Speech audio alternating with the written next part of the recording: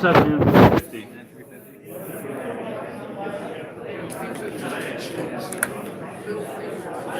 This was my only attempt at 700. I don't have the eye. It's frustrating. It can be really tough. I did a Missouri that about made me swear off the whole thing. Yeah. In 700 scale? Yeah, all those life rafts and the smaller gun emplacements. Oh man. Came out nice though. I don't know. 350 is starting Did to you get show hard. it at Loveland this past year? Yeah, I remember that. Yeah, that was a nice looking ship. Yeah, I did that cargo container Yeah. ship at Yeah. 700 too. Right. Yeah. I got this hovercraft in 350 over here. Okay. It's got a little water effect. I've been using clear silicone over acrylic, like caulking. Caulking. You can spread it real thin and then pick it up to make nice little waves and peaks, and it's real stiff. With the back of the spoon? Well, I was using a palette knife to do it and just pick them up real good. Yeah. But I'm always interested to see what else people are doing. Sometimes I see water that just blows me away. And So do you go up on model warships? yeah. So, I start off by saying I got to give credit where credit's due. Yeah. Chris, this is Chris Floodbird. That one is spectacular. That's his water technique. So, Yeah, that one is really great. yeah. Thank you. I brought the Emden sitting over there too, and that's the same technique. Okay. But it's just stay there. So.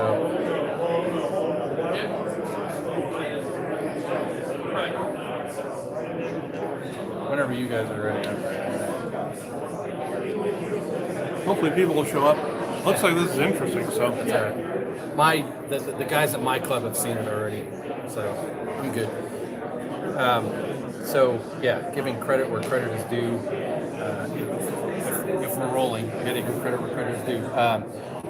The technique is from Canadian model shipbuilder, one of the best, at least in the northern hemisphere, as far as I'm concerned. And he calls it his oatmeal technique. And so, rather than we all sit here and watch epoxy dry, I thought I would create a little starting here and going over to here as the steps needed to create kind of a natural water pattern. And so the reason why some people choose a material like rolled oats, which Quaker oats, these are the rolled oats that you buy, and it's a very cheap medium to use. But you start off with a surface. It could be a wood surface. It could be a glass surface. It could be a styrofoam kind of surface. And the idea is to try to create a natural water pattern. And you don't really want to go too deep. Really, the glass and a casting medium provide a deeper effect with the water. But when you're looking for some depth, but you really kind of want to get a rolling sea. Are you starting to account for your ship at that point, or does that come in later? You can carve out I brought a little flower class Corvette. You can start out by kind of placing your ship on your surface, kind of the direction that you want it, and the undulating part will come later. But what you want to do is you want to carve out with I got a wood cutting knife for model ships or for wooden ships. You start out by carving out the outline of the hull, and you don't want to get it too big because it'll kind of drop through and it becomes harder to catch with the other elements. So starting out smaller is better, and don't be afraid to kind of press down into it. Like I never put rudders and propellers on because you're never going to see them, but don't be afraid to kind of press down if you wanted to get a little list going. It kind of presents itself a little bit more natural. So you start out by doing that, and in order to get kind of an undulating ocean effect, you can take a normal paper towel holder and get some 100 or 200 grit sandpaper and just kind of roll it. And I'm going to make a mess here, but you just start by sanding your swells. You can cut into a little bit to kind of get a faster start, but you're basically going to be sanding in your swells. There are a couple of websites out there, there's a lot of confusion as to, well, do I want a bunch of little swells? Do I want one big swell? It depends on the scale of the ship you're doing. What I found is that if you're doing like a big battleship, you're probably going to have no more than 3 or 4 swells at the most. So it kind of saves you from overthinking it a little bit. Yeah. 4 is kind of pushing it. 3 is pretty good. And the swells have a pattern to them. I'm sorry, swells don't necessarily have a pattern other than a regular pattern. The bow wakes have a pattern, but we'll get into that in a minute. But once you create the hole in your medium for the ship, you've created your swells. You kind of test fit it, make sure it kind of looks good to you. You start off by placing what I use is gloss gel medium. I can get this at Hobby Lobby. There's an expensive version from Liquitex, and then Hobby Lobby kind of creates their own, which is about half as expensive. You start off by getting your gloss gel medium and put it in a cup because you're going to start to work with your rolled oats. And so all you want to do is you just want to paint that on there. Get it nice and thick.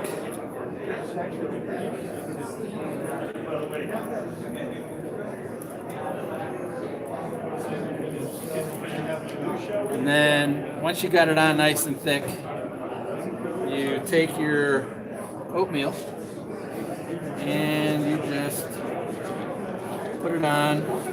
Not all of it is going to stick. And you're going to press down with your hands. Use latex gloves if you don't like the feel of acrylic gel medium peeling off on your hands.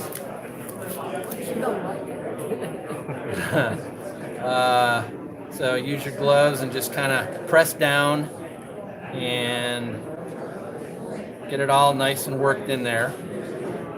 And the gel medium takes a couple of hours to dry. Once your gel medium is dry, you're going to want to tilt your work surface and kind of scrape off all your loose oats. And then you're going to want to take your gel medium again and coat the top of the oats, and use a generic piece of paper towel. Some people will make a collage. We call it paper towel collage, where you're just ripping pieces. In this demonstration, I kind of use, just for the ease of use, I use one solid piece. It just kind of gives, the seams between the pieces might give a little more natural look to it. So you're going to press your paper towel down on top of the drying acrylic gel medium and let that completely dry. Your next step is going to be to paint the surface of the water that you want it to look like. So with water is about as fickle as any kind of a surface you can get, and it really depends on where you're creating your scene. Is it going to be in a shallow lagoon in the equatorial Pacific? Is it going to be in the raging North Sea? Is it going to be in the more moderate Atlantic Ocean? Each of the areas of water kind of has their own unique color and effect. And so you want to do a little bit of internet research to find out, what the general watercolor conditions are. And it's pretty important because you want to make sure you're choosing the right paints when you're mixing up your paint. Some of the experts online talk about different shades of blue and green, and then using black and white to create a deeper effect or a brighter effect. The most accurate types of paint colors to use when you're painting the ocean is going to be a phthalo green and a phthalo blue. So these give your ocean green and ocean blue natural effects when you combine it with a black and a white. Like you might use more white if you're talking this color in the China Sea. You can see it's more of a greenish gray color.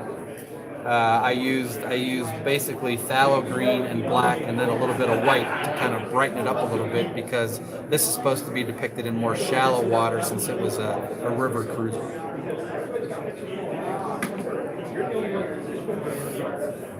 And what you want to do when you mix up your paints and you're satisfied with the color is use a flat brush, wide flat brush, and just start painting on your color. And when you think you're done painting your color, you're going to want to turn your board 90 degrees. Because what you thought you got before, you're going to look at a different angle and there's going to be an undulation or some sort of a gap. And so you're going to want to fully rotate this thing by the time you're done 360 degrees so that you get all the sides.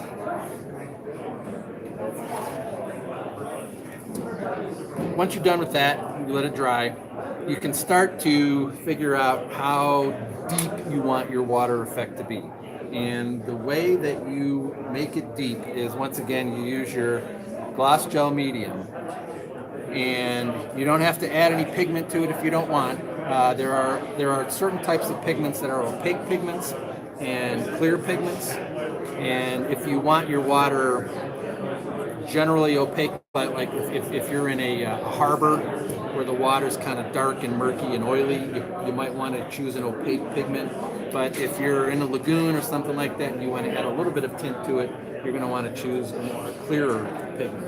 You can get a powdered pigment, you can get an alcohol pigment. The alcohol pigments are easiest to work with. So I'm going to interrupt you real quick. Sorry, guys. Hey, last call for the People's Choice Awards. We want to start counting those ballots in like 10, 15 minutes. So if you have not voted for a People's Choice, get on it. Thank you. Carry on.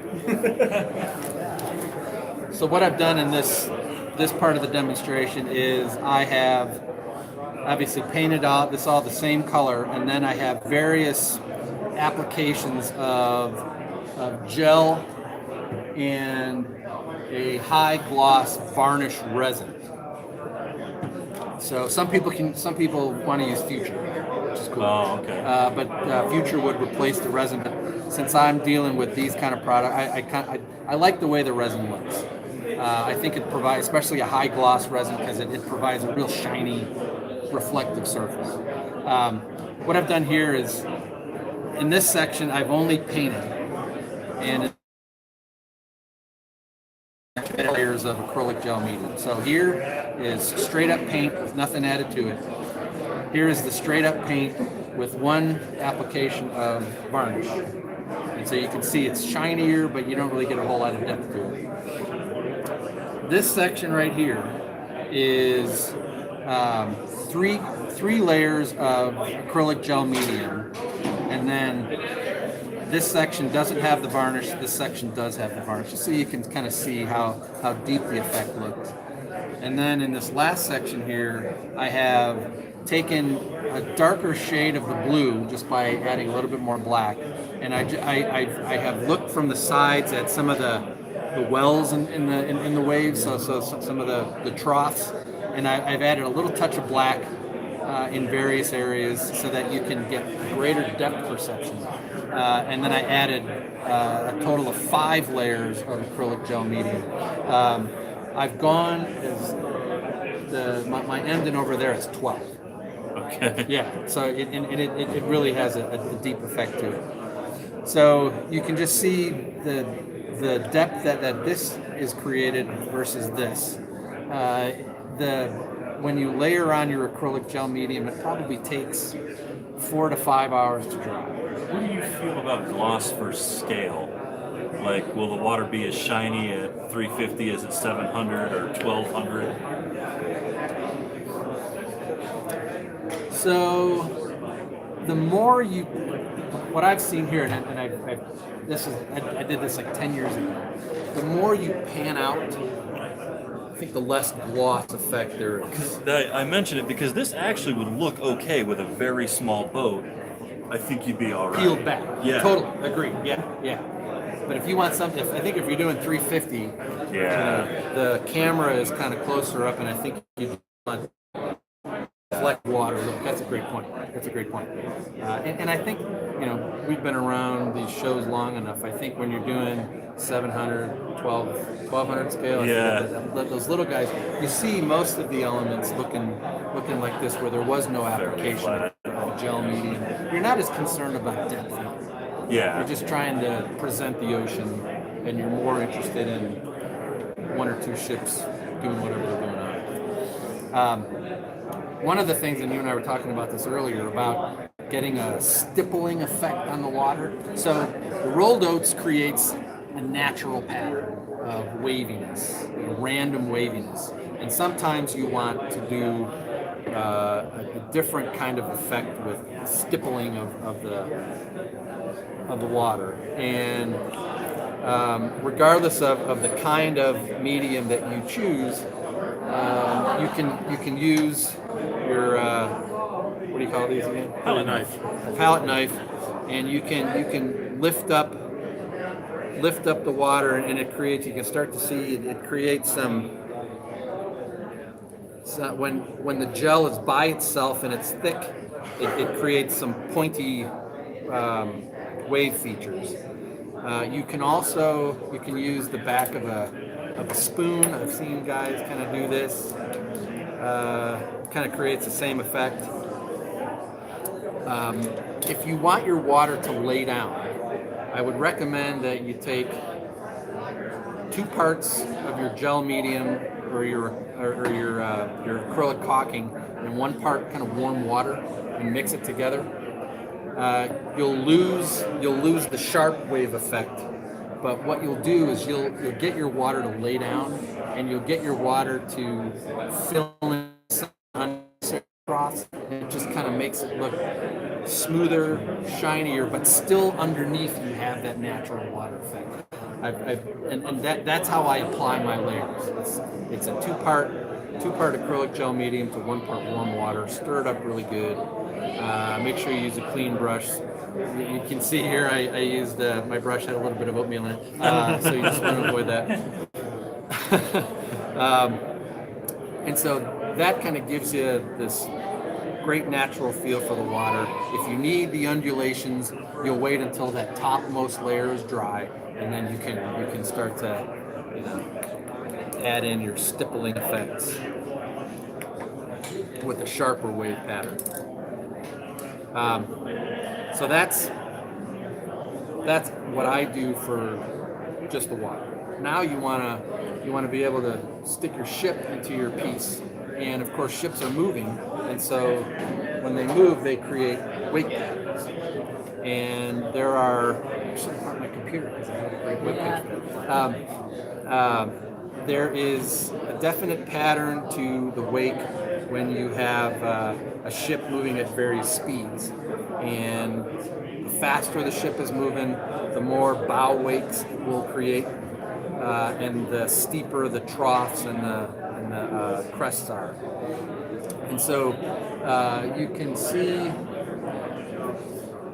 I should have brought my other ship.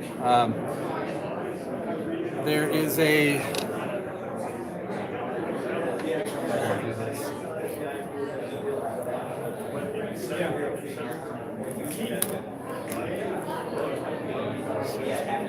This is my demonstration. As the ship is moving, it creates 2 separate wakes. It creates a bow wake, which some of the math guys say is 19.5 degrees from the stem to stern line of a ship. Regardless of speed, 19.5 degrees. And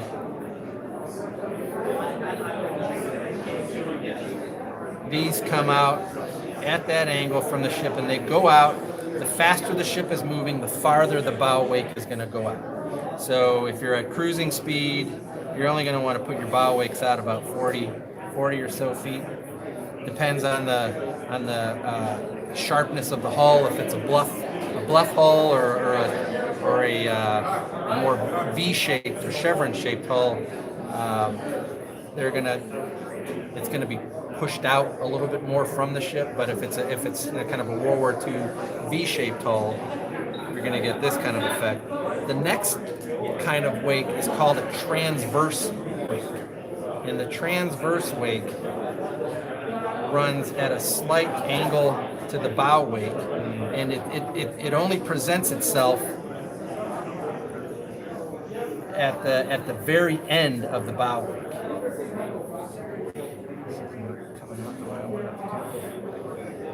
So it's at a different angle than the bow wake.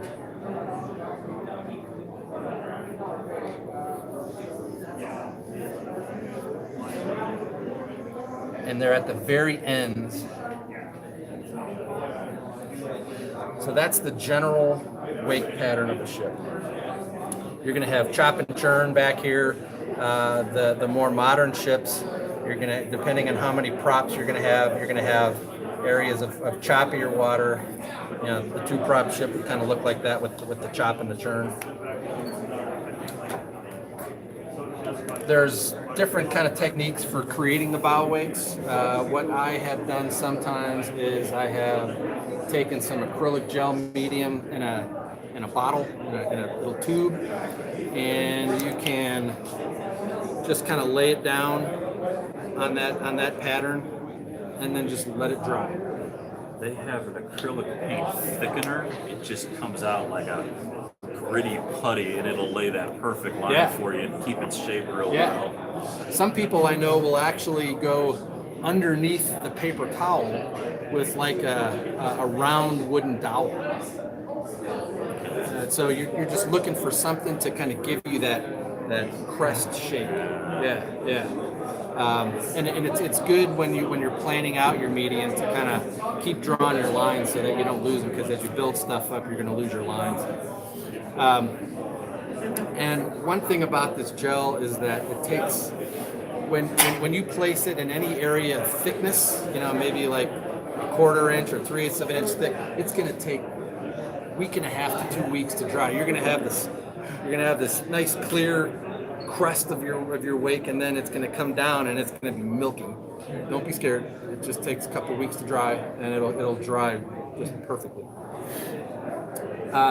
So now you got your ship moving, you've got your wakes, but where the bow breaks the water, you're going to want to flare out the water because it's got no other place to go. You can see on this one here, I've kind of done something like that. And what you can do to protect the thing you've been working on is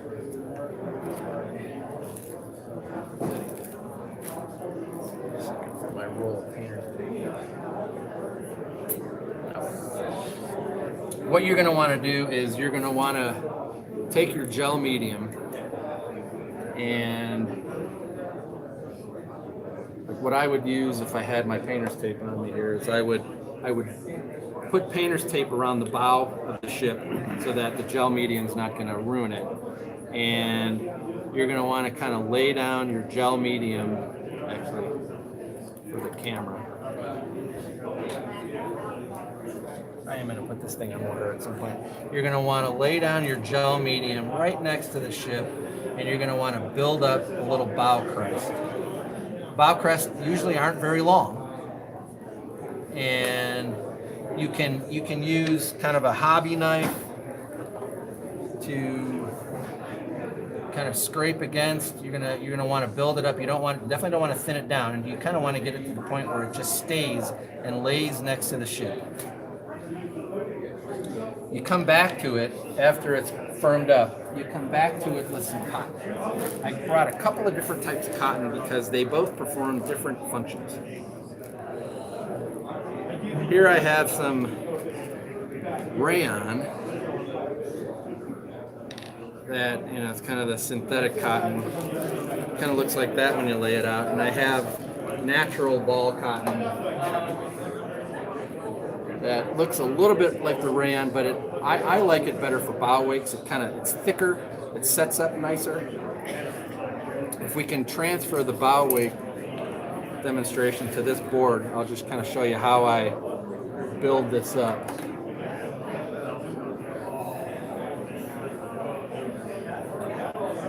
You lay down your acrylic gel medium. It's drying, and this kind of gives it the white foamy bow wake look to it. And you can use your knife and kind of lay it down. And you want to, if I can use this, is you're always going to want to pull aft and away from the ship, because that's the way the water splays out as the ship is moving through the water. And you're going to want to kind of build it up a little bit, but not too high against the hull. So aft and away, and that helps build your bow wake. That's what we got here on the side of this carrier. Yep, exactly. Yeah, you can look at that carrier, and that's exactly how I've done that. And so as water gets thrown off the ship, so the ship is moving in this direction, and everything that's kind of behind the ship has already been thrown off and pushed away. And so it creates a couple of channels. Next to the ship, you're going to have foam, just from the ship displacing the water and running into the water. You're going to have a narrow band of foam alongside the ship. And you're going to have then an area that's more clear, out about 10 to 20 feet away from the ship.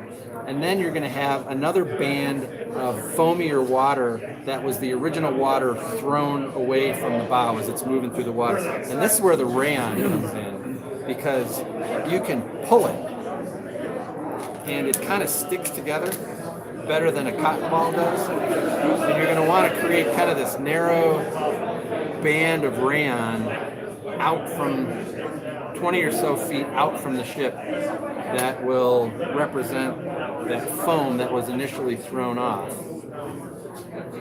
And even though it looks milky, it dries nice and clear.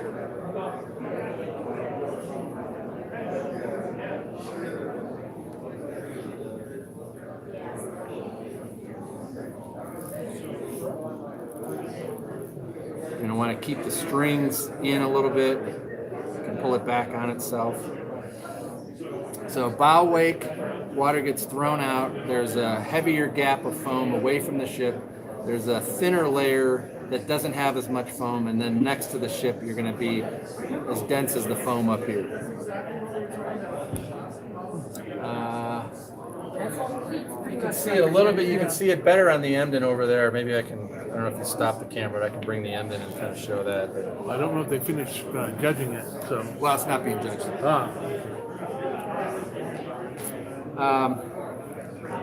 What else do I have for you? That's basically it for water. You can use Future once again to get a glossy sheen on it. I like the gloss varnish. For casting. So when you're casting on glass, what I do there is I have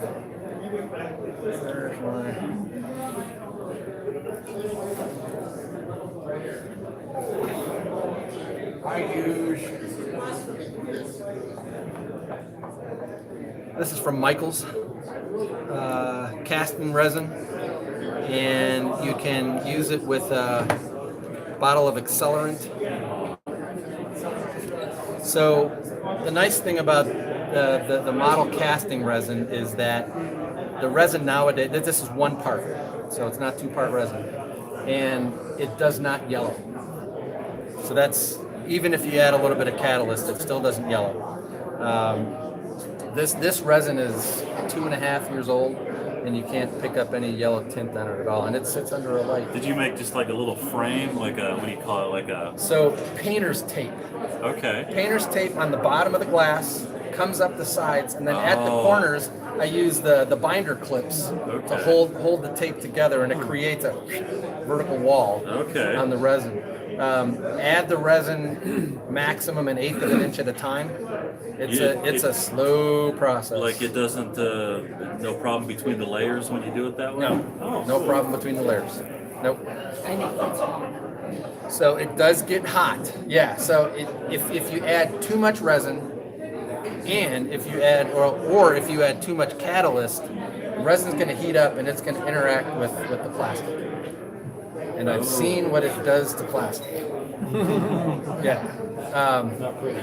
No, it's not. So you don't want to just pour all of your resin in one pour. You're going to want to do maximum an eighth of an inch. Let it go for a couple days and harden. Pour again. Let it go until. Yeah, right. And it generates the heat curing. Yeah. That's what it's chemically curing. It generates heat. Yeah. And so, and I used resin and I used the acrylic gel medium, so they will interact together. All up here is the small wave patterns is gel medium on top of the resin. Yeah. And then all you really need to do is paint your undersurface. It's paint the wood underneath. And you get some good depth to that. I don't think I would do this again with this ship in motion like that, but I would save this for like a harbor scene where the water is more calm and that's a 1/350. Yeah. But you can see here, you can see the